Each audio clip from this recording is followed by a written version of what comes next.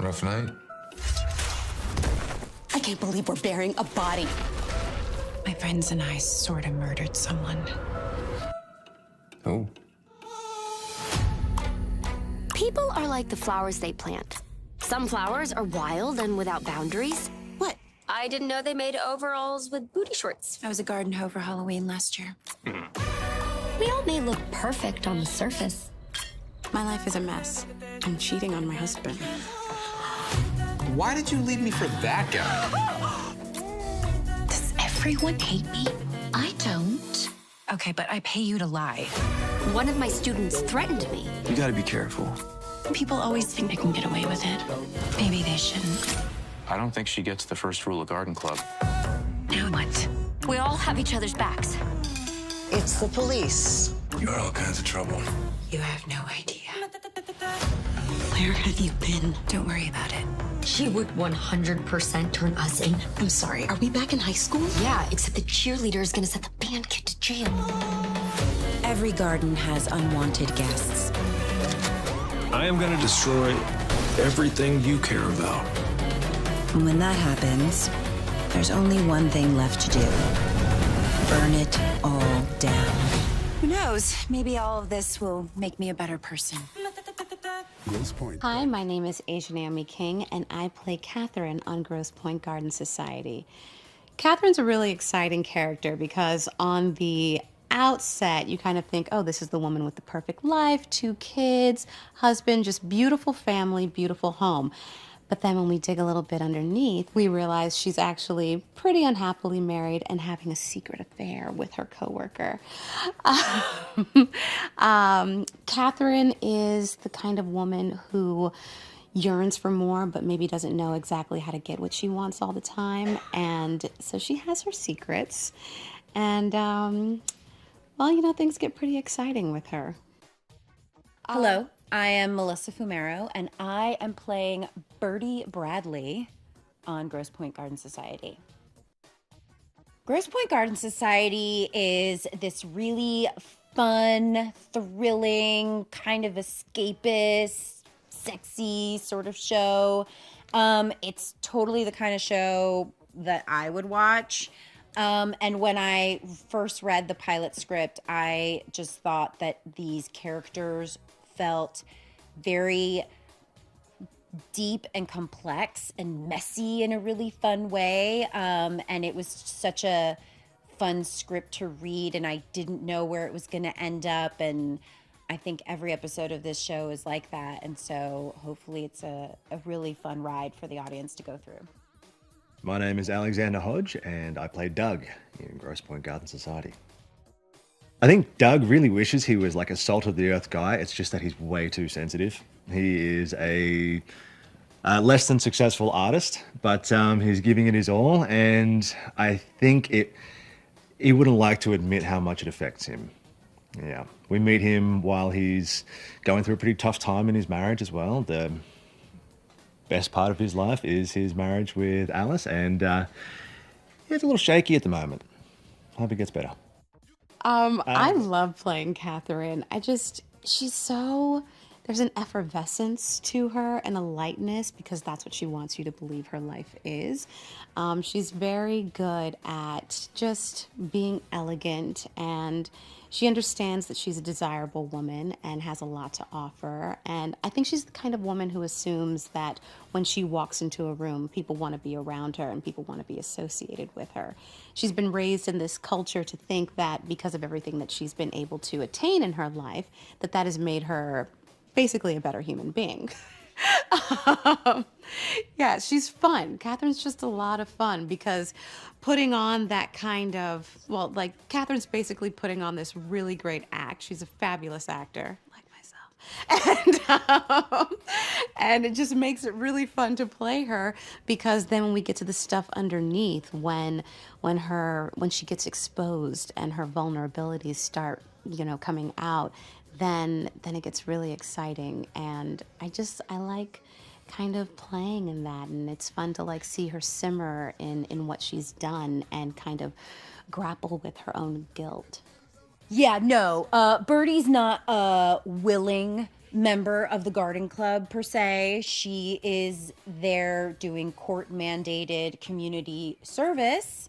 So she's sort of forced into this group, forced to figure out how to fit in, forced to make friends. You know, who knows if she would even maybe be friends with these three characters if she wasn't in the garden club. So it's kind of, she's really fish out of water at the garden, and which is a fun thing to watch because she does not know what she's doing, and Birdie doesn't know anything about gardening or any type of physical labor really. So that's just like a fun kind of thing to play, and an area where we get to, you know, get a little bit comical at her expense. So Grosse Pointe is this very insulated place where the bulk of the population there appear to be wealthy. So it's very affluent, very luxury, quiet luxury, you know, not ostentatious. And and Catherine really does inhabit all of that. She truly is Grosse Pointe and everything that it stands for. And that's what makes it so interesting, because if we know that there's all this stuff happening underneath her character, what else is going on in this little town? So what I love about the script that Jenna Bans and Bill Krebs created was that I love seeing the dichotomy of this town where you have the richest of the rich and the poorest of the poor living side by side, because that's bound to create conflict and drama. and somehow they made it very just sexy and exciting, and also a little dangerous. Between episode to episode, it's kind of fun. It's like being inside an Agatha Christie novel at work, and it's kind of like figuring it out as we go along. Like, who is it? Every time we get a new script, you're like scanning for any new clues. It's kind of fun. There's a lot like at stake, but it's kind of fun. I do love having the writers around on set. It's so much fun just interacting with all the writers, because we've probably got the most overqualified writers room of all time. We have so many incredible writers who've showrun their own shows and created shows, and coming together on this to just sort of just create a who's who in the writer's room. And so every time they're on set, I'm just learning so much about, one, story, but two, about how they're crafting this story, because I don't know if you know, there's a lot of characters, and because it's non-procedural, the only non-procedural show right now, there's a lot of storyline. And I still don't really know what's going on. So every time they're on set, it's kind of like, thank God someone knows what's happening. Yeah, Birdie is such a fun character to play. She is complicated, messy, some might say toxic a little bit. And she's the kind of character that I don't always get asked to play. I get asked to play a lot of nice characters usually. So I was really excited for the opportunity to audition for Birdie. And it's just been a wild, fun ride. I learn a little more about her with every script, and she's just exactly the kind of woman I was hoping to play. It's just somebody that's complicated and messy and doesn't have it all together and doesn't really know what she's doing, but sometimes she does.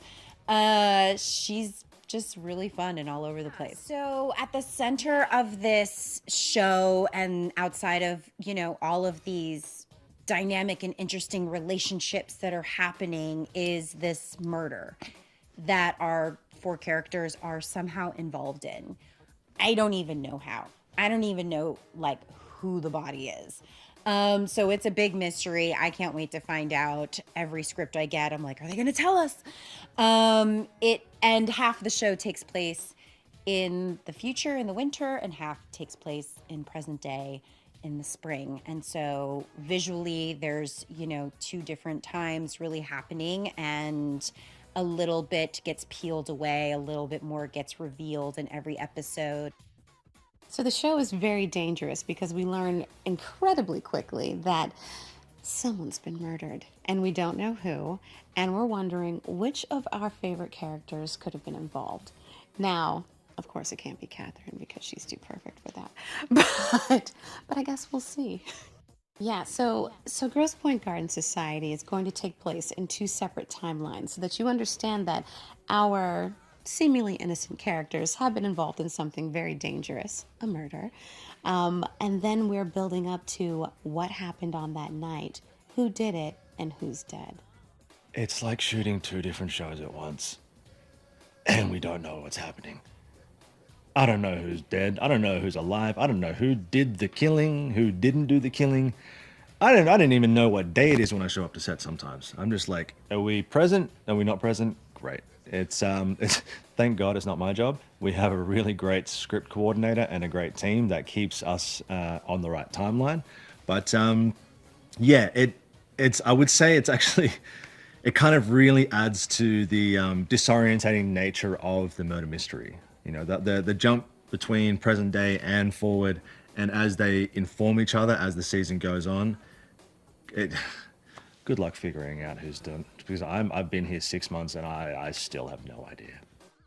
Yeah, I mean, Catherine has what one might describe as an unlikely friendship with with Alice and Brett, but I think they're able to get along because maybe she can let her guard down a little bit more with them, especially since they're not as well-to-do as her, so maybe she's not afraid of being judged by them.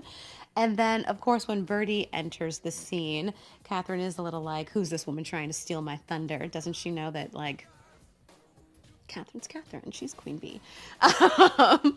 But what would maybe look like frenemies ends up being truly friends. And I think Birdie and Catherine end up getting along because they can really relate to one another and the pressures of trying to live this life and keep up this appearance. All I can tell you is that this show is not to be missed. Oh, I think they're going to love this show because it's sexy and exciting and because you get to look at my face, so